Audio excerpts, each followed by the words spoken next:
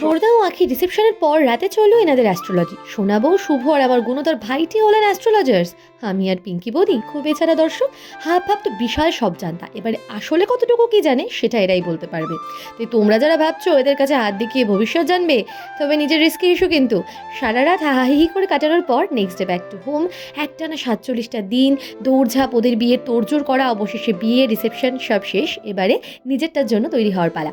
আর মাত্র 3 মাস বাকি, তবে কাজ প্রচুর।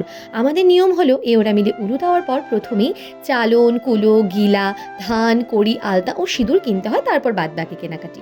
আমি না আগে এত কিছু জানতাম না, এখন এই একটু একটু করে জানছি। তোমাদেরও কার কী কী নিয়ম আছে জানাতে ভুলো না কিন্তু। চলো দেখা হবে পরবর্তী একটা ব্লগে, ততদিন সবাই ভালো থেকো, সুস্থ থেকো, টাটা।